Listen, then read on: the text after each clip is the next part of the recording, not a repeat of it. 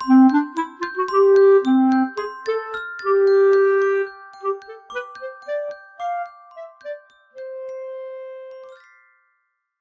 chuig an seminar gréasáin seo, Forbairt Uimhearthachta agus Matamaitice na Luathbhlianta.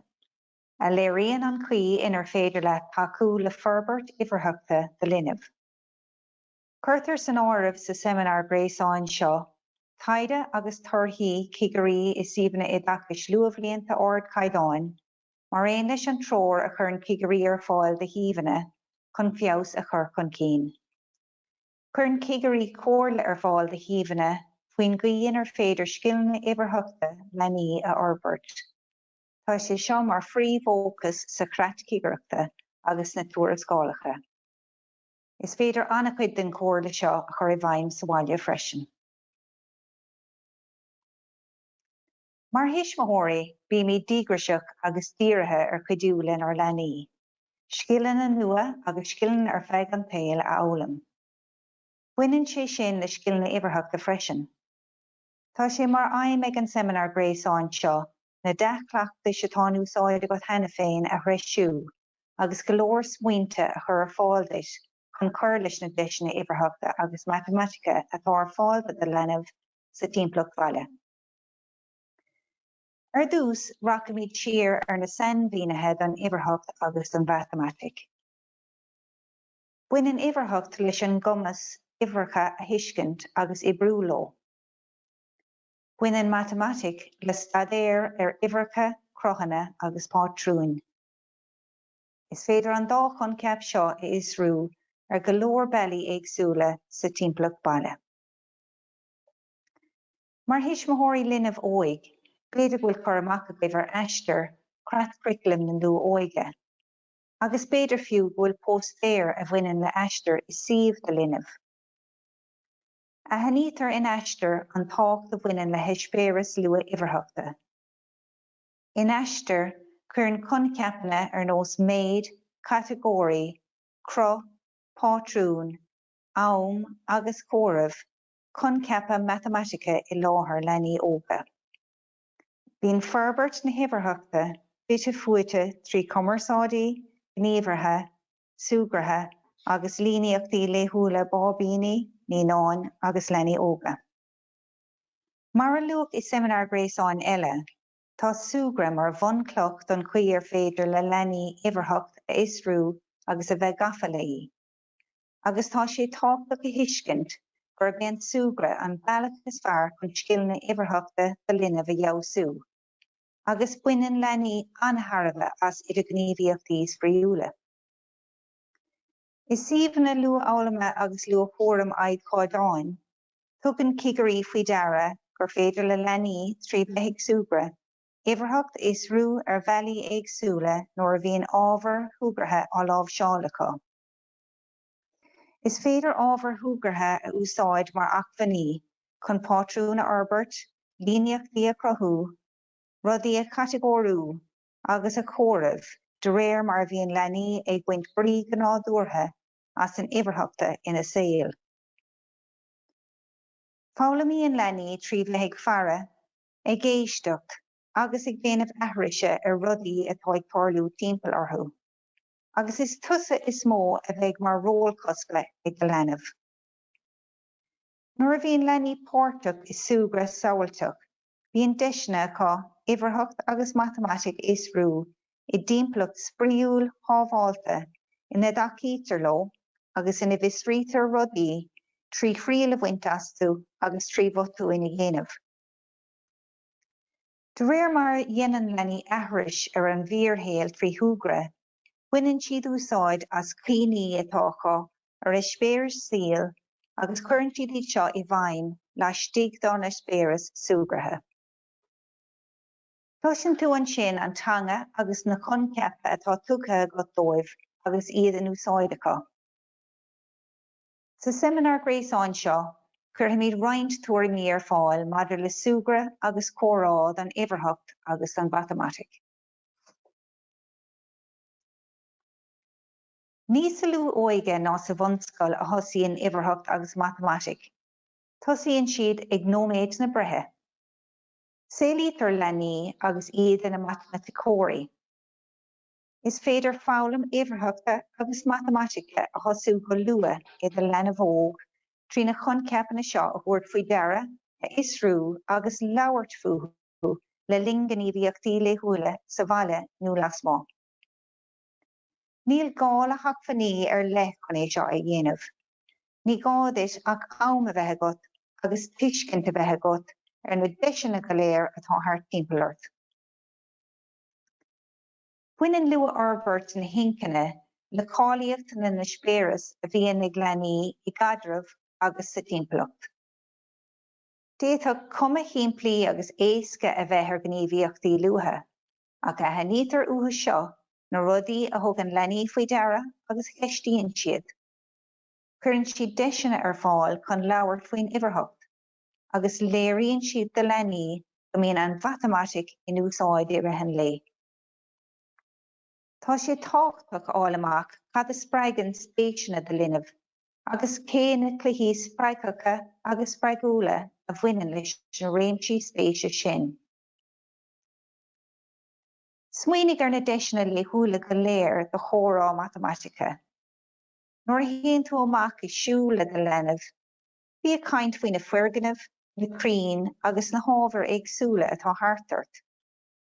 Ír ar do lenamh cloch rám, nó duilleog éitrim a aimsiú. Nó rud éigean crín nó díreach a aimsiú. Is féidir leat feicim le mothúilín a imirt. Feicim le mothúilín rud atá níos airdená mé, nó níos airdená mamaí nó daddy. Ná déan de rúd labhairt le do lenamh faoin domhan thart timpeall orthu, agus tú ag tuairisciúil agus ag buint úsáid as focail Matamaitice. Agus iad a fás, chuir leis an méid a thugann siad faoi deara faoi crothanna, uimhreacha agus tóis. Is mar seo is féidir leat uimhearthacht agus Matamaitice a thabhairt isteach sa saol léithúil baile. Tá go leor gníomhaíochtaí léithúla a thugann deiseanna lán-bhrí do lenamh chun iscilne uimhearthachta a Forbairt. Féidigh tú amach leacha le linn na gníomhaíochtaí seo chun idirghníomhúla do lenamh agus bunchlocha Forbairt na uimhearthachta a isrú. Is bra le leanaí cluichí amhráin mar go mbíonn siad a shráiteach. Is bealach iontach iad amhráin chun uimhreacha a thabhairt isteach agus chun chóireamh a dhéanamh le do lenamh. Bealach iontach chun conceapan uimhearthachta a isrú ná amhráin a chana ina mbíonn tú ag chóireamh suas go cúig nó de. Smaoinigh ar na hamhráin 1-2 capall is bó nó 1-2-3 puisín ina lí. Cuireann na hamhráin seo tús le chóireamh ar bhealach nádúrtha agus laidicúil, agus is féidir leat do mhéara nó fearas eile a úsáid chun an próisis chóireamh a léirú. De réir mar ar bríonn leanaí óga na conceapa seo, is féidir leat bogadh ar aghaidh chuig amhráin eile. Is féidir leat amhráin a chana ar nós cúig bhunci bheoga ag léamar an leaba. Inar féidir leat uimhreacha a isrú agus chóireamh síos ó cúig agus na moncaithe ag léamar an leaba. Tá sé antharbhach go leanaí uimhreacha cloistáil ó chóireamh agus an lealú, mar cruthaíonn sé seo buncloch don simú agus don dealú. Is suíomhanna Luathbhlianta agus Luathbhlianta ardchaidáin, bhíonn na cineálacha gníomhaíochtaí seo ag tarlú go léithúil, agus bíonn amhráin le huimhreacha mar go néalárnach den gnáthamh léithúil.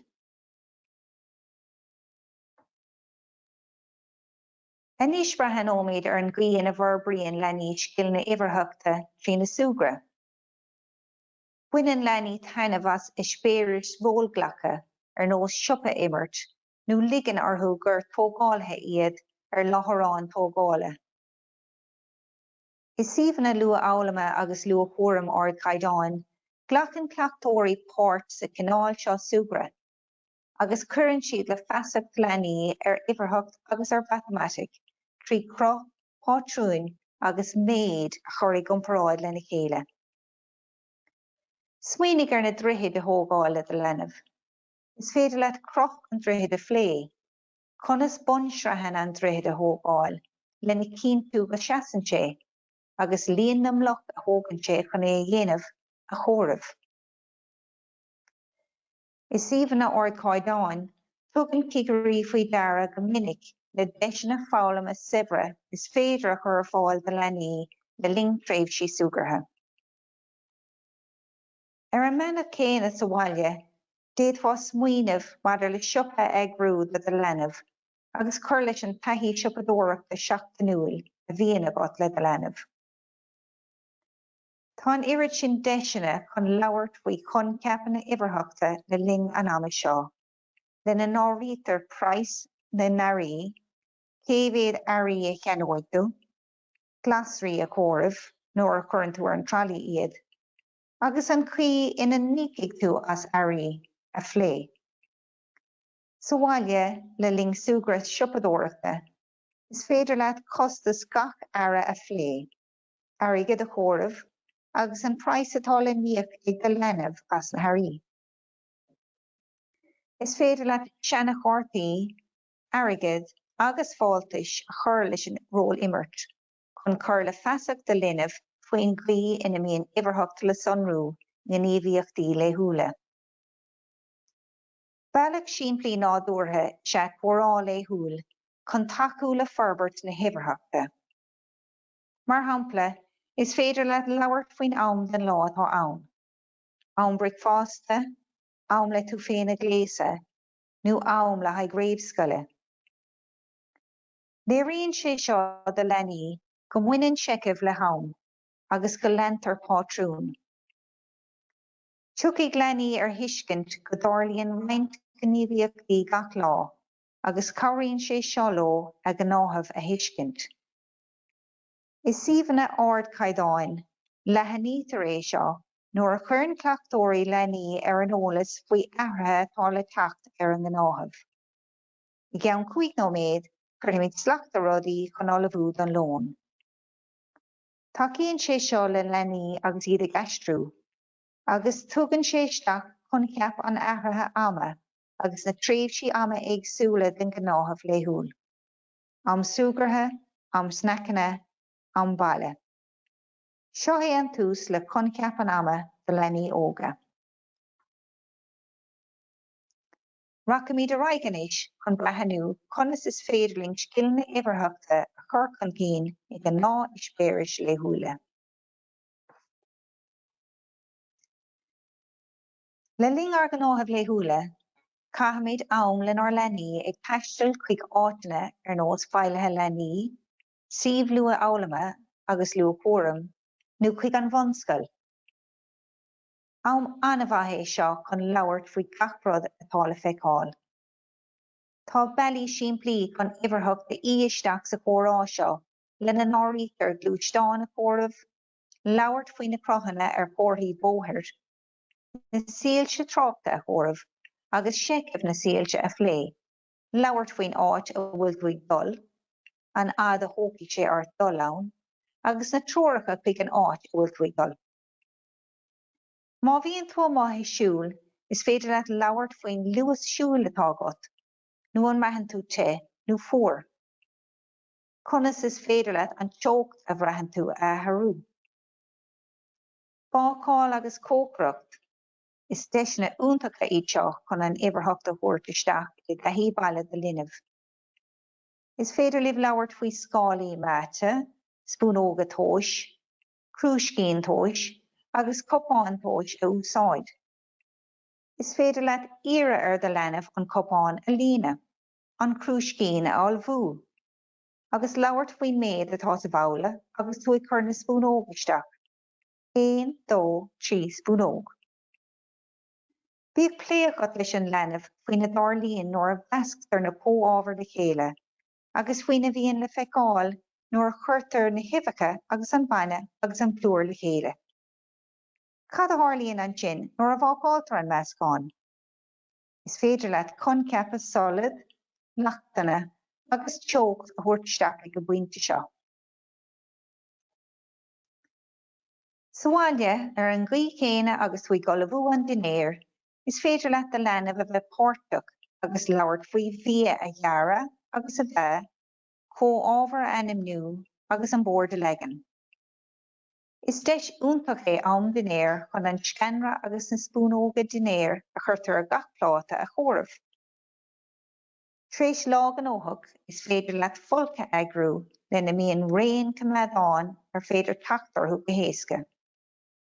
Is cuircaige siimplí agus éifeachtach é seo chun conceapa, mar gorta agus líana a isrú. Tá Matamaitice agus Uimhearthacht i ngach gnéad an timpeallacht baile. Méid, is conceap táchtach eile é seo ar féidir é a phlé lenar leanaí ó ís óg. Is féidir labhairt faoi beag, meánach agus mór ar go leor bailí timpeallantí. Nuair a bhíonn tú sartáil na néadaí agus ag míochain, is féidir leat na stocaí nó na tuálaí beaga, meánacha agus móra a aimsiú. Nuair a bhíonn an bord á legan, feadh na plátaí, na bamhlaí nó na glinaí, beaga, meánacha agus móra. Is dómaí scéal in aontar conceapa ar bhéide a phlé ar nós cinní nóir agus an trí bhéir. Is féidir beocht a thuairt an scéal le frappaí a úsáid chun taithí a thuairt a leanamh ar na béir, na plideanna agus na bamhlaí beaga, meánacha agus móra a lámh seáil. Déad faoi tuile conceapa Matamaitice buinteach le méid a isrú. Is féidir cuidiú le tuiscint Matamaiticeúil le ní óga Forbairt, mar chuirtear san áireamh teanga a bhaineann le níos mó ná, níos lú ná, nó den mhéad céine. Is suíomh na luathbhlianta agus luathchóirim ardchaidán, léon cleachtóirí scéalta go rialta a thugann Uimhearthacht agus conceapa Matamaitice i láthair leanaí ar bhealach spríúil agus tarraingtach. Tá il-iomad gníomhaíochtaí inar féidir le thuismitheoirí agus le leanaí a bheith páirte contu, chun taú le Forbairt Uimhearthachta an miniv. Ní le cúpla tuairim curtha ar fáilíochtaí díobh mar thuismitheoirí sa seminar seo. Beidh go leor tuairimí eile go féin gan áras. Chun treoir bhreiseáil, mála mé duit na colún idirghníomhaíochtaí agus suagra den treoir cleachtais eistir agus síalta a léamh.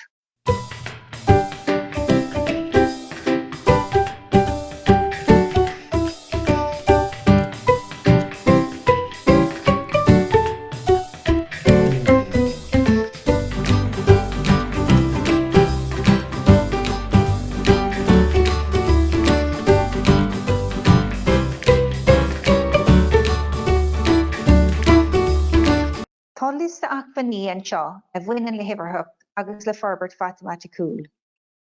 Ba bhailinn buíochas a go bhála as an am a ghlacha le bheith gafa leis an seminar gréasáin seo. Má tá fisrathe nó tuairimí agat a ascríonn go díreach ó rang fortíocht leis an seminar gréasáin seo. Úsáid an seola riomhphoist teamnathe atá tucha chun dul i dteagmháling sa Rhainn Matamaitice. Tá míad faoi chomín ag na suíomhanna luathbhlianta agus ag na bonscoile na seotha lenas as screengraph a Rhainn Tlín.